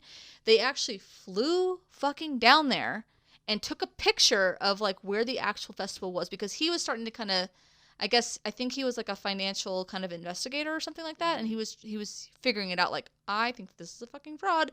So he was just trying to get the word out. So he actually flew down on his own dime and he took pictures of the island. And what they did, and he's like, they were actually very clever. They took the map of like what the actual thing was, and they just cut it off to look like it was surrounded by water, and that's what they were promoting that this island was. So it was a complete fraud. And they were doing all of this thinking that was all okay. Yeah, they just thought it was fine. They're just like, fuck. We're just embellishing, but they'll be fine because we're going to make it amazing. That's what they thought. Or they're just way in over their heads. So on the mainland, so meanwhile, while all this is happening, like 5,000 tickets had been sold. And also a little kind of caveat to that, they were selling like the $500 like general admission tickets like really fucking fast. And Billy was figuring out like, oh, I'm not gonna be able to make this fucking this happen on 500. So they just shut off. They just said that the general admission was sold out. They lied and said it was sold out to make people buy the bigger packages. So that's how they were funding everything. So yeah, so a medical services company head and caterer were also hired, but the caterer company withdrew a few weeks before the festival because they were like, fuck no way. This shit. So, which good on them. They were like, I'm not even gonna touch it with a 10-foot pole. So with only 2 weeks to go, a new catering service with a $1 million total budget was to feed like 5,000 people. Was hired, drastically for reduced 3 days that are promised like fucking lobster filet mignon. So it was drastically reduced from the $6 million originally, like a lot of to provide what was promised as a uniquely authentic island cuisine, local seafood, Bahamian style sushi, and even a pig roast. So dude, pay me $1 million. I'll do that for 5,000. Yeah, which is, I mean, Netflix kind of touched on that where that poor guy, Andy King, where they were like, where Grant's like, I want to have sushi and all this kind of stuff. And he's like, yeah, it's for $1 million now, and I've eliminated all that shit. So, but yeah, so it was originally a $6 million budget to do sushi and all this shit. And they're like, we're going to do it $1 million now. And you got 2 fucking weeks. Good luck. So in March of 2017, Fyre also hired a veteran event producer. I think this is the guy that was like teaching himself how to fly a fucking plane. I think it's Yaron Levy. Sure. I totally probably butchered that, but that's fine. Who saw that it was impossible to hold this short, to hold this sort of event. McFarland and Ja Rule envisioned at the site. He assumed that they would postpone the event to November as they had been discussing since they were not like anywhere fucking close to being ready. But after Fyre told him, so they were even going to postpone it, and they were like, nope. No, he just assumed. He was like, there's no way there was like an unsaid thing, but he was like, there's no fucking way you're gonna get this pulled off. But after Fyre told him that they would stage the event in the spring anyway, claiming weather would ruin the event if they did it in November, which is kind of ironic what happened. He told him to abandon plans for temporary villas and instead erect tents. So that's where the tents came in. The only accommodation that could be delivered at the time remaining. And he advised Fyre to make this clear to those who had already bought tickets, as otherwise it would be damaging to their brand. He says that the company assured him that an email was being prepared, but he says he was not sure if it was ever sent, which obviously it wasn't. Which it sounds like it wasn't, according to some of the documentaries, that multiple people told him, like, you have to fucking tell them what to expect, because, I mean, I know you think that if they don't get what you promised them, but it's going to be way more damaging if they arrive and go, what the fuck is this shit? And that's what happened. And that's exactly what happened. Well, that's his own fucking fault for being a stupid dummy. Yeah. So also alongside with like getting their budget like slashed for their catering, he like instead of maybe like kind of pulling back on maybe his alcohol whatever budget, he didn't do that. They spent $2 million worth of booze, which the duty on that was $900K. So they spent roughly $3 million on booze. Well, at least they got the people drunk. Yeah. A lot of them did get very, very wasted. Oh, my God. So they were just, at this point, they were lighting money on fire. Nobody could manage anything. Nobody, I think, could... Fyre? Like, with Hawaii.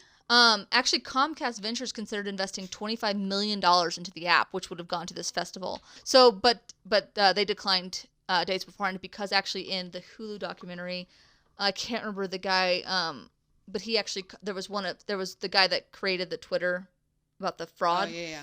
Actually contacted, I guess he had some contacts at Comcast and says, like, just please do your homework on it before you fucking invest. And they actually did. They did their homework and they actually didn't invest. But Billy had valued Fyre Media at $90 million, but was unable to provide the sufficient proof, which is probably why Comcast pulled out. But in reality, it probably was only worth $60K. That's it. And to top it off, he was also claiming that he had $2 million worth of shares within Facebook. In reality, he only had about $1,000 worth of shares. So he was just, so now it's become like way more than like this funny fucking thing. Like, oh yeah, I'm just going to scam a couple millennials and scam a bunch of fucking kids that have way too much money that I can just whatever. To end being an actual fraud. Like, he's putting false documents together and to try and just fraud investors. So now it's becoming an actual... To pull something off. Yeah, so it's an actual... It's more than just a really shitty thing that he's doing. Now it's like kind of a legit federal crime. So... If I was him trying to pull something like this off, when clearly everything is going wrong, right? Wouldn't you be exploding? Like, wouldn't you be like... having anxiety attacks, that's like what having was so a heart scary attack, about like, him is, like, how am I going to pull this off? He just didn't. And he's just so used doesn't to being even a fucking con I think he just thought he could always like get him. out of it. He could always get out of it. And he actually says that in the thingies that he's like, it just seems like we would just like, it was like a whack-a-mole of problems and we would just kind of solve it and we would kind of just limp along. So, and he was just hoping that his investors would just keep throwing money at it. And actually there was the people, because it wasn't just him and like Grant and like 3 other guys. It was his whole, he had a whole company of people working for him. Yeah. And when they kept telling him, and even vendors, like, you need to just fucking just, if you want to do this festival, just wait till 2018. Just wait till 2018. Let's do this right and everything else.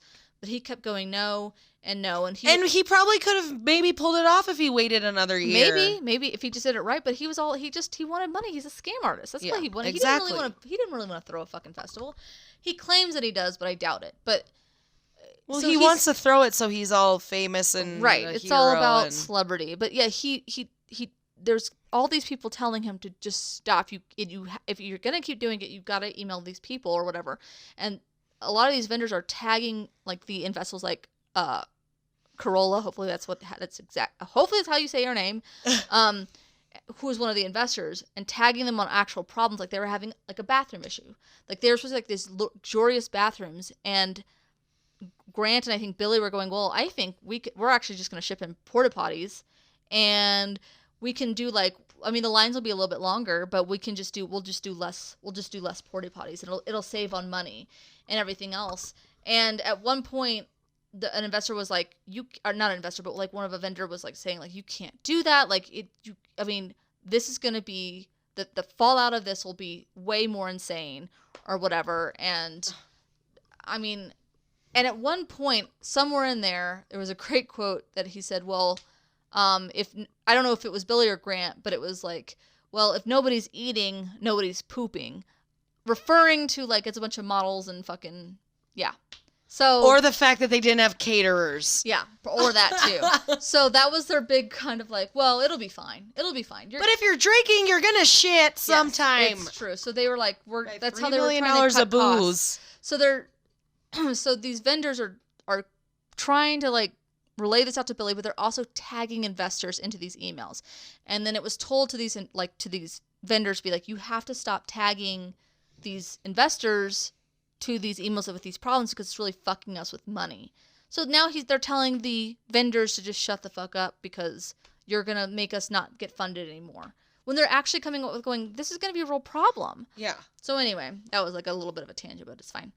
Oh my God. Okay, so It's just a disaster. right? It's just awful. So yeah, so after the Comcast deal fell through, McFarland obtained some temporary financing for Fyre through investor Ezra.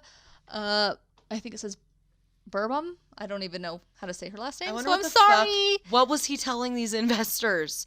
Like He was a month before. So just how like he was lying to Comcast and how much. That's what the investors thought. They all thought that the Fyre brand was worth way more. Like he was saying, I've booked fucking Drake. He actually used Drake as one of it. He's like, Drake would never fall for that. Right, but he's like, well, it wasn't even that. He was like, I've booked Drake, blah, blah, blah, blah. And like, he never booked Drake. And I booked A, B, C, and D. And none of these musicians were ever booked. But he was claiming they had been to tell the investors that. So that's why these investors, and no one checked up on him. They just, again, that's what I don't understand. If I was giving millions of dollars, I would be even contacting fucking these celebrities, whatever. Some people just have too much fucking money. They do. Or they're just like, it's fine. The payback will be amazing because the concept is brilliant. Drake's there. Yeah, but if the concept is brilliant, I mean, why would whatever? And I think because the lie was so massive, it was like, how could it be fake? How could it not be real? How could you not? That's my only that's the only way I can rationalize it in my brain on how they could rationalize it or how they could do what they did. The investors, I mean.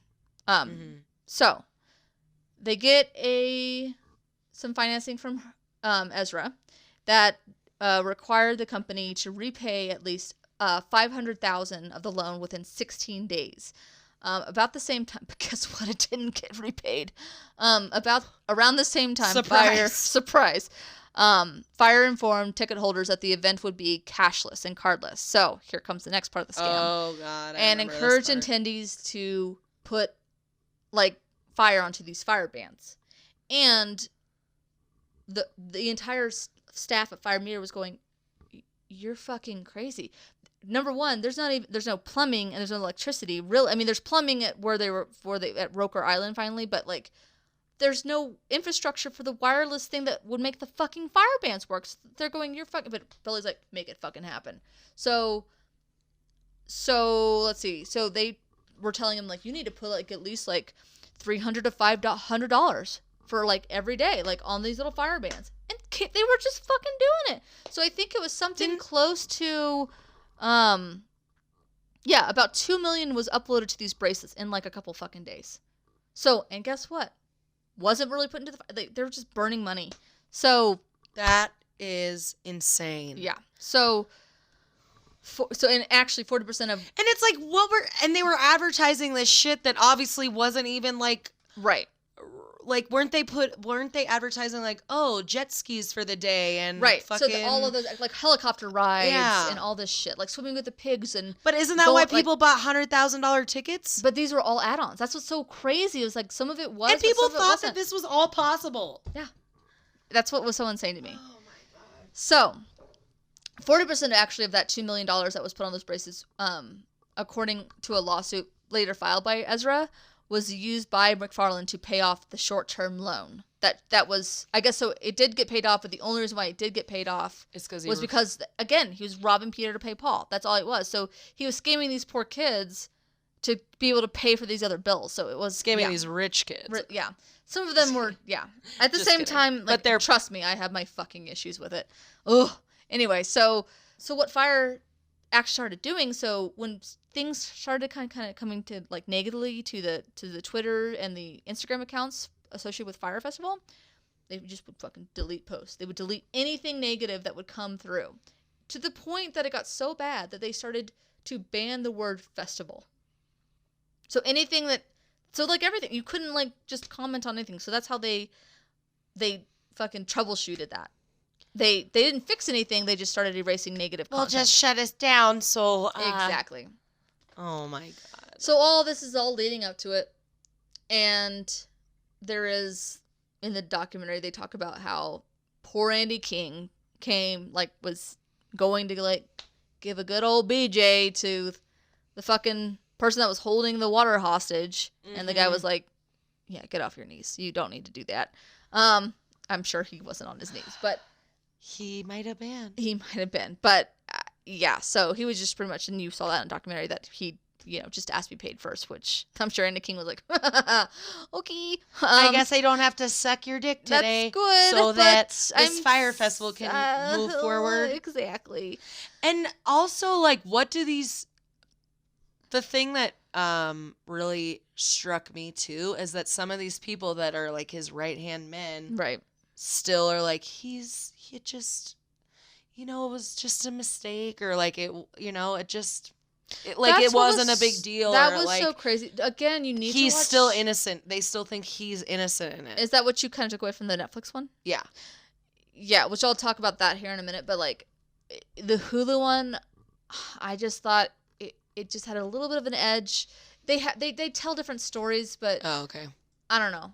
And I'll tell you why. But anyway, so the day of the there's all these problems kind of leading up to it. They're running out of time. Things aren't like being built fast enough. There's refugee tents basically instead of refugees, but there's still nothing is built all the way. There's fucking garbage everywhere. People are working like 24 hours a day. Like almost everybody on the island was working for Billy, because Billy was like, we have to, get more people. He was asking the workers, like, do you think this is going to happen? And even Ja Rule asked. And employees were telling him, like, they were working 24-hour, 22-hour shifts. Yeah, like most these poor employees, Bohemians. And a lot of them were going, oh my God, it's not going to happen. But there's some of them are going, I'm not going to tell him no, it's not going to happen. Like, I'm working for the guy. Except that he wasn't even paying them. No, because I'm sure it was like, you get paid after or whatever. You know what I mean? Yeah. So you get paid when the job's done. So some of them were telling, like, if we work really, really hard, Billy, like, we can get this done. And then the other part of it was, like, there were some employees going, this isn't going to happen. Like, no matter how many hours you work, it's not going to happen. Billy didn't listen. So all that happens, and we get to the night before, and it just starts monsooning, which I'm sure you watched that. So yeah, so it starts monsooning and everything else, and everything gets, all the work, all the employees are like laugh crying, because they're like, of course this would happen. And the tents are completely soaked, the mattresses are completely soaked, everything is just air destroyed. mattresses. Yeah, they're all soaked. Like the power goes down, it's a shit show. So that monsoon happens, and then like the day of, bands start pulling out. Like Blink-182, I think, is like one of the first ones to be like, we can't give this show that our fans deserve, and everything else. And then all the other bands follow suit. Like, so all of the bands have pulled out of this festival. When these people are but they didn't really start doing that till that first batch kind of gets over. But I think in the Hulu documentary, there was one, Blink-182 was the first one to do it, and one of I think the concert goers says oh, see, should we get on this plane? And one of them was like, well, it's just, I don't even know really Blink-182, so let's just go. It's just one band, so what's the worst that could happen? But obviously when they get to the island, that's when all the bands started pulling out. But even then, when they get on the island, everything seems normal, and they get presented with a choice. And it's either you can go to the campsite, or you can kind of go to this pre-party that's happening, and that's where that poor woman was, where got all of her... The restaurant owner. Yeah, the restaurant. So so they were kind of getting pushed to that party, obviously, to fucking... It was like the greatest distraction of all time. But this poor woman, she's like, I didn't fucking know that they were going to come. And there were thousands of fucking drunk ass, rude people. And actually it said, though, by a lot of the concert goers, they're like, that was probably the best part, was because we were still unaware. We were having a good time. We were just drinking. They were just siphoning fucking tequila down our throats. $3 million worth of booze. Yeah. So, which, no shit they were. But they were getting shuttled to these, either one of the places, in giant fucking school buses. So very different from the whatever experience they were supposed to get, by this, concierge service. And also, when they all got on the plane, they were like, what the fuck is this? Because it was not a luxury plane. It looked like fucking a Jurassic Park like a plane. Spirit's it was like a Spirit Airlines, but it was they put a fucking fire. They're like, yeah, that'll do. Just put that little decal on there. Just bright fire with duct tape, which is pretty much what happened. So they just did that. They just chartered them down there. Also, another thing Two, But to me, that would have been a big red flag. Be like, that plane is not what was advertised. So I'm not going to get on this thing. Yeah. And then also, wasn't that like one of the biggest festival weekends on that island? And so there were no other, like all the hotels were booked. A regatta gala. There were the most people on that island without this Fyre Festival happening on this weekend. Yeah, a couple of the interviews, I don't know which one, if it was Hulu or Netflix, but they said it's like our Christmas down there. Like everything is sold out. No rental cars are going to be available. Like he planned it and he knew it. That was the thing he knew it was. And people told him and he was like, it's going to be fine. Ignored everybody. Such a fucking prick. Anyway, so where are we at? Oh, okay. So yeah, so they're getting, which again, like if I got on that plane, I would be like, something is not right. And then if I got onto a school bus, I'd be like, what the fuck I just paid $20,000 for a ticket. Right. Why am I getting on a school bus? Why would I be getting on a fucking school bus? Especially ones that paid like $100,000 or even like $7,000. Like I would be like, this is not right. So they're the ones that finally get to the campsite. They obviously realize what's happening. And I mean, they're seeing like the trucks that are still like open. There's garbage everywhere. And they're just freaking out. Nobody knows where their bags are. And it looks like a tornado went through the camp. It looks like a tornado went through the camp. The mattresses are all fucking soaked. Like straight out of something like, whatever. It was just a horror movie. So when they get there. What's that horror movie on the island? And it's like. Lord of the Flies. No. No?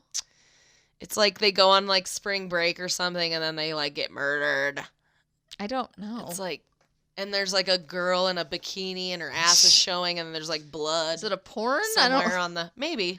Maybe. It's probably like one of those honestly, porno it's a scary movies. It's got some like chick Cape that's too Fear? hot for her own good.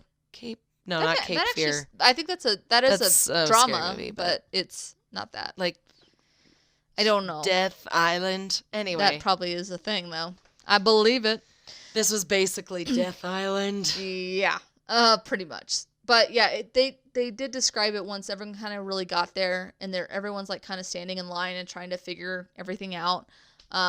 It was like a Lord of the Flies kind of situation or feeling essentially. People were like looting what food was there, and actually, which is a little sad that I kind of found this out. But okay, so you've seen the tweet of the sandwich. The sandwich. That now, they were serving at Fyre Festival. Yeah, so there are some rumors, but this is also coming from Fyre Media, so we don't know if it's true or not. They're saying that picture was not the actual food. It was the food that the staff was eating, which is not really any better, or even in the sense, like, it's still not any better. It's everything else was on fire, so I don't even understand, like, why that... Like food was better. That was their damage Wonder control Bread sandwich with Velveeta. Yeah, that was their damage control. It was like that really wasn't the food that the kids got. And like, I think that's probably wrong, but that's fine.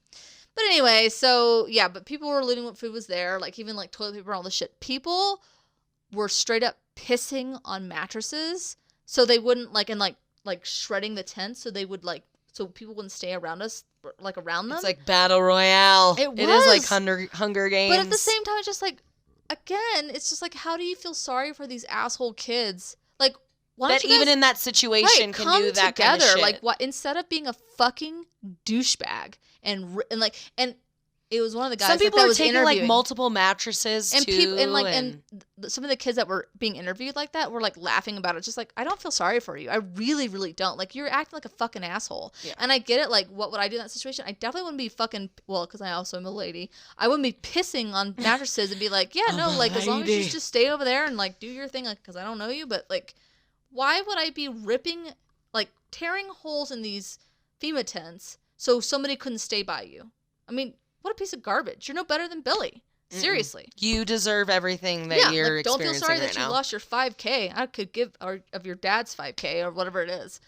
Anyway, so, and flights were getting canceled, like, from that evening, like, to go out. So people were getting legitimately, which that was kind of fucked up to me, that they were legitimately getting locked up into the actual airport. Like, it was being padlocked from the outside. What? And I don't really know why that was happening, but they said it was some safety concern. So they were being locked in these, whatever. And then people were sitting on these planes that were trying to go home on these tarmacs for hours and hours upon hours. So he fucked up not only people from the Fyre Festival, but people that were the just entire visiting community. the island or Just, people that, you know? Absolutely. He was just fucking everybody in the asshole. So, so that was kind of what happened during the day. And then obviously it got canceled. But then they were told, hey. I guess we'll cancel it now. So then they were told, okay, well, so, for next year, we're going to get it right. So, either you can get a refund or you can use it as a credit for next year's Fyre Festival. And I was like, go fuck yourself. And half of them used it as a credit. I pray to God nobody did. Anyway, but obviously that changed really quick after the lawsuits started to roll in. I hope they were tumbling down into his mouth. Oh, I'm sure they were. Raining on, make it rain lawsuits on that motherfucker. Oh, God, yes. Oh, God, yes. But actually, some of the influencers actually made the best of it because they actually got, some of them did actually get villas. So some of them did. Some of them actually got it. But, that was probably like 2% out of all of them. So because they paid $1 million for a ticket. Well, actually, any influencers that had a decent following or whatever, actually got lodging for free. Explain that. Figure that out.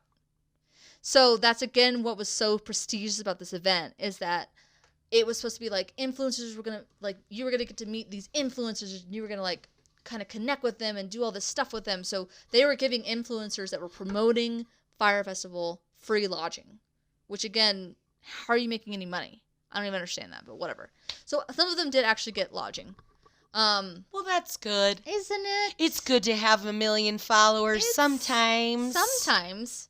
Actually, it is. You get paid, I think. Yeah, you do. They probably make a pretty good amount of money.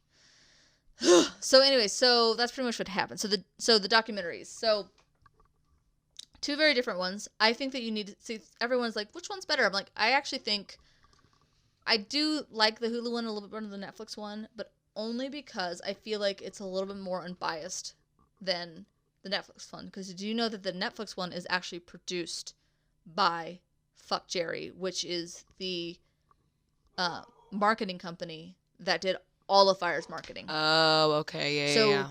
In the Netflix one, it's not really, they don't lay the blame on themselves. But in the Hulu version, one of the employees from Fuck Jerry, which he actually separated from Fuck Jerry because they pretty much rolled him under the bus, he was like, yeah, no, I take a big part of this responsibility. Like, we knew what was happening. Fuck Jerry knew what was happening. So the fact that they don't even touch on that in Netflix, he's like, they do a little, but it's like Fuck Jerry was the victim. Yeah, exactly. You know, that's how they make it seem like they had no idea what they were doing. Right. So this guy was like, we knew what was happening, and he's like, it was like I was watching like and he says it's like I was watching like my child going, oh my God, what the fuck did I create? Like, I take part of this. And Fuck Jerry like totally downplays that in the Netflix one. So I think okay. And also Hulu has an exclusive interview with Billy McFarland. Now Netflix actually says that the Netflix director claimed that they didn't actually want to do an interview with Billy because they believed he shouldn't profit anymore from Fyre Festival essentially, or anymore, whatever. And they claimed that Hulu paid $250,000 for an 8-hour interview. But in the same breath, they said that Billy reached out to them and asked if they could offer him $135,000, and even then, when they refused that, when Netflix refused that offer, $110,000. So it probably wasn't $250 because why would Billy come back with a lower offer than $250? Yeah. So that was just, I think, Netflix throwing some shade at Hulu or whatever.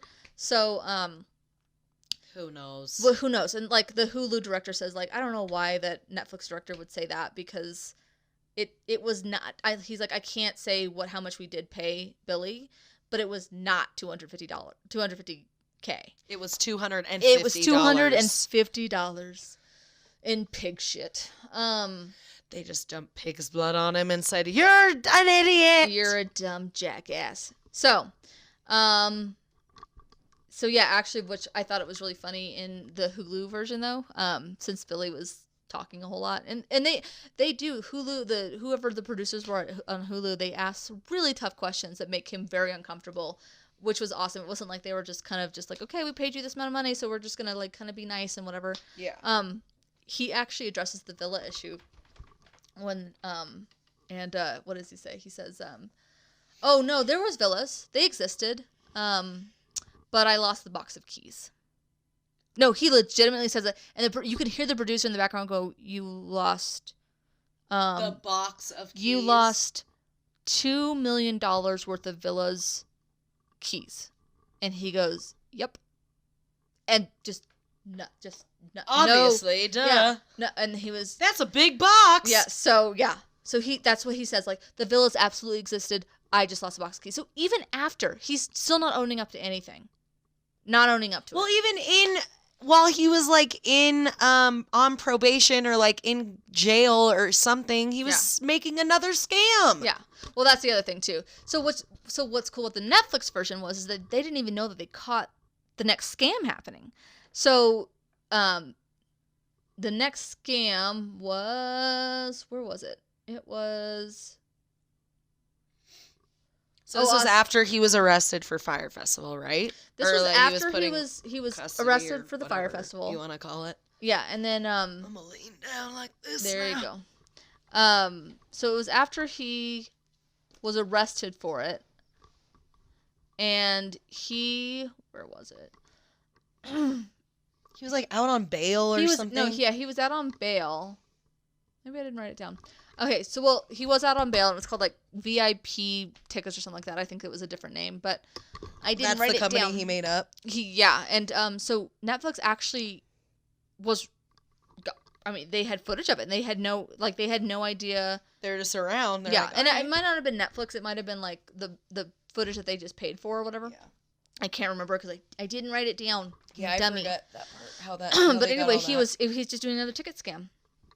Right on bail, and then he actually got arrested for that as well. So he got those charges like kind of chalked onto that. Good. So Netflix captured that, that was very interesting to kind of see where Hulu does not have access to that, and also Netflix had that amazing story about Marianne Roll, which is the poor Bermudan restaurant owner who lost her life savings. It was like $60,000. Because she had to pay all of her, because they didn't, Fyre just got up and left, and they didn't pay any of the contractors, and actually a lot of the employees for Fyre that were like on Billy's team were like running away in droves, and they were so scared for their lives because they thought they were going to get killed because these contractors were like banging on their door going, where the fuck is my money? Which is fair, but so good girl fucking Marianne like didn't keep her employees out to dry. She paid them her life savings because she's like, what was I supposed to do? I couldn't. Yeah, she had to force her people to work because she was going to be fucked because she had thousands of people to feed because they were shipping these people. They were like detouring all these people to this poor lady's restaurant. Yeah, so she was giving her life savings. So it's actually really cool. They're actually going to make a podcast. I think it's called Dumpster Fyre podcast, which is hilarious. And they actually have a link to that GoFundMe page for her, and she's already as of like yesterday, she had that page has raised $229,000. Wow, so way beyond whatever. I think now there's actual other GoFundMe sites for other victims. Yeah, all those workers. So there's so it's very cool that that's their that's literally so that's very cool that kind of. Something good came out of this is that maybe even, and I'm sure a lot of them like that the someone is taking care of those and maybe some of these poor people that had to work for that motherfucker, right? So, and I'm hoping that even a lot of these people that went to the festival that they got fucked, that they're reaching out to because they were there destroying the place. Yeah, I would hope that they're trying to give back to those people. I hope so too. Actually, this is actually one of a funny side note. So when all of the this whole disarray was happening, there was like this like almost like a party plan book that like some of the like attendees found. It was like a whole list of like what the snacks or whatever they were going to think about for this catered upscale catering event, and it was things like a whole list of candy, Quaker bars, and then like chips maybe. Question mark? Yeah, it's like with a question mark. And it was like a reminder that this was supposed to be like a luxury event, and they had snacks from like Quaker a fucking, granola bars. Yeah, like a fucking Sam's Club, like those big box of chips that you used to get, like whatever, whatever the store. That's what it was like. So here you go. Here's some Frito-Lay. So it was funny. It was just like this like muddy planner book, and they found that it was just pretty. It was just a funny side note. So the aftermath. So Fyre Festival announced that it would. Like I said before, like it would offer all the attendees a choice between a full refund or VIP tickets to the next festival. Sign me up for the VIP. Oh, yikes. As a result of the festival, McFarland and Ja Rule are subject to a $100 million lawsuit in the state of California. And they are like part of like 8 other separate like lawsuits essentially. Which is all like just various degrees of just ridiculousness. Yeah. On July 3rd of 2018, 2 North Carolina attendees were granted $5 million in damages. One of them, a blogger whose live tweeting of the festival received heavy media coverage, declared they purchased the Fyre Festival trademark following its abandonment by the original organizers. Which it's like, why? Why would you need to do that? I don't understand that. Because they got a lot of media attention. They got $5 million. And you find out in Hulu which one got that $5 million. So, and you're like, whatever, dude. Anyway, so the criminal investigation on May 21st, 2017, New York Times reported McFarland and his associates were under an active federal criminal investigation by the FBI. Because I can't say all those words, for mail fraud, Bureau. For mail fraud, wire fraud, and securities fraud. A federal boudoir of investigation. Exactly. Sorry. And then on March 6th, 2018, McFarland pleaded guilty to 1 count of wire fraud and what the what the U.S. Justice Department called a scheme to defraud investors, as well as a 2nd count of wire fraud related to the scheme to defraud a ticket vendor. McFarland was ordered to repay $26 million to investors. So that's just to the investors. Although I think there are some reports that have said like one of his defenses was like, oh no, the reason why I did all this was because I have bipolar disorder, and the judge pretty much told him to go fuck himself. So there's that, which I thought was kind of funny. Oh my god, I have bipolar disorder. I didn't know right from wrong. So maybe you shouldn't try to fucking. Yeah, so he was claiming like he didn't know what right was from wrong, and I was like, such bullshit. On October 11, 2018, McFarland was sentenced to 6 years in prison and ordered to forfeit U.S. $26 million for wire fraud. He currently is incarcerated at the Federal Correctional Institution, Otisville, in Orange County. The FCI won't let me be. Also, during all this, so Ja Rule is also claiming, and you can see like in his tweets and shit, that he's like, I was scammed too.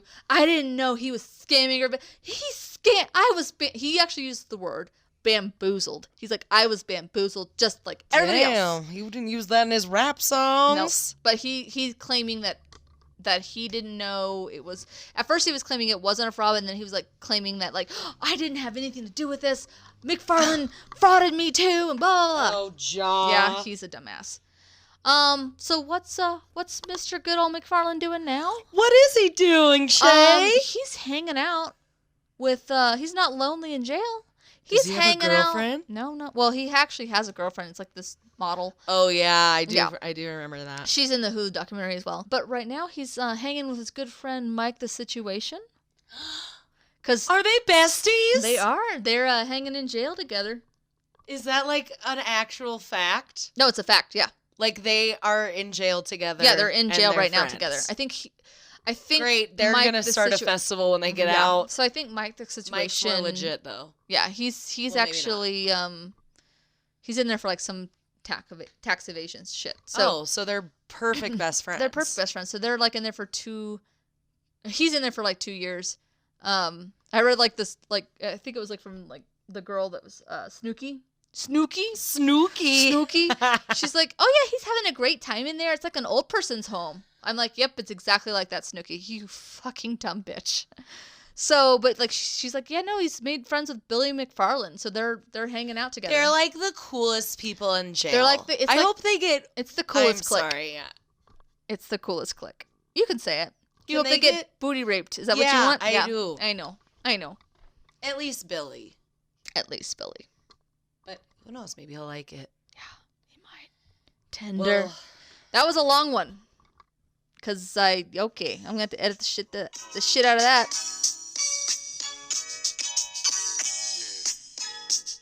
Ja Rule, Ashanti. Oh my God. Sorry, I was trying to.